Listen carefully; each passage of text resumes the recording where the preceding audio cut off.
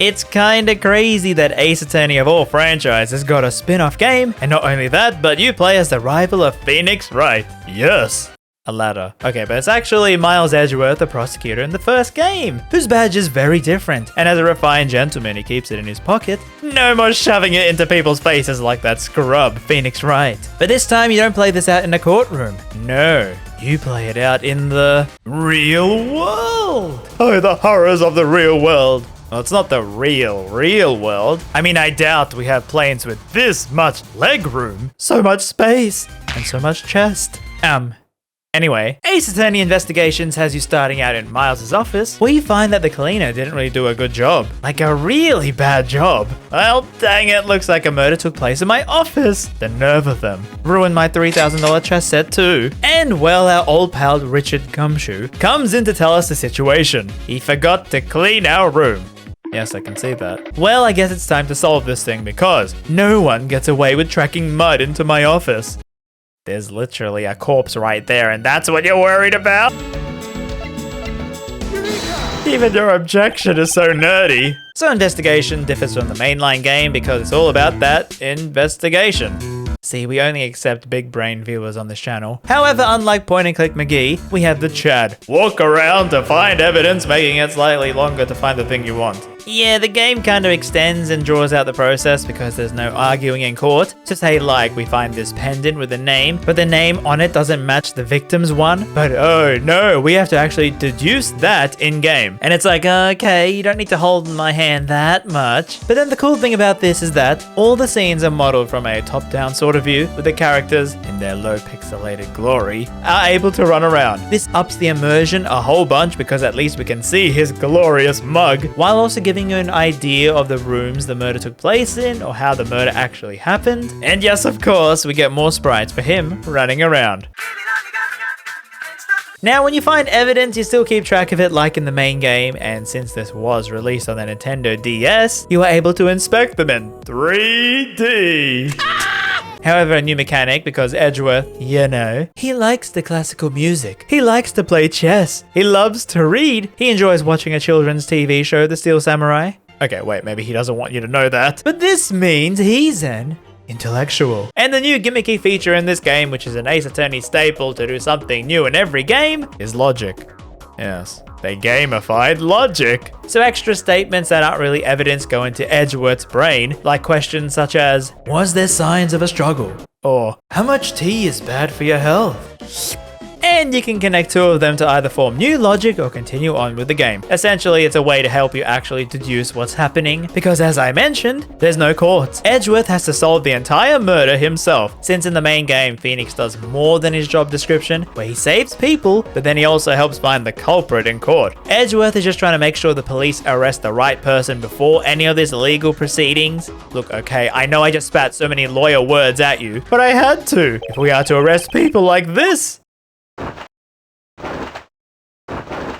Are you on drugs or something? Well, we solved the murder. I don't know, he did it or something. Or maybe it was Maggie again.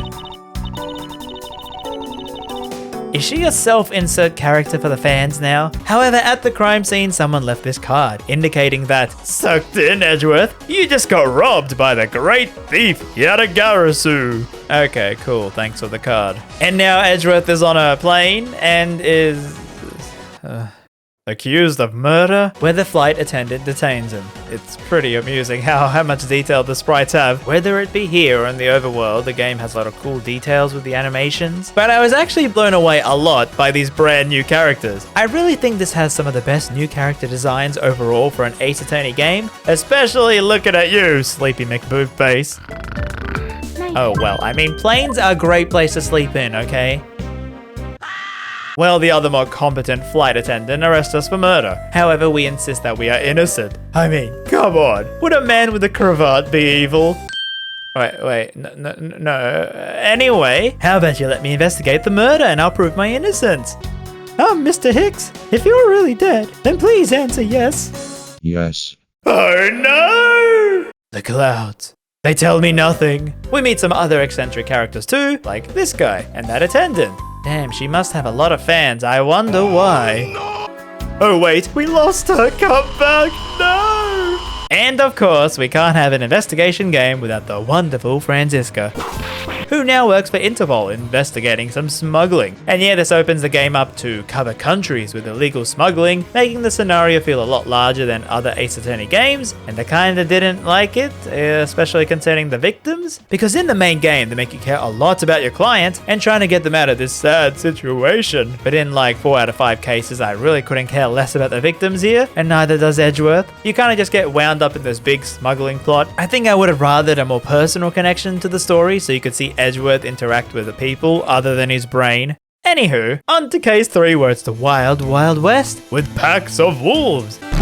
All taking place in Blue Badger Land. Yes, they made a theme park dedicated to the most horrifying creature ever made in a video game.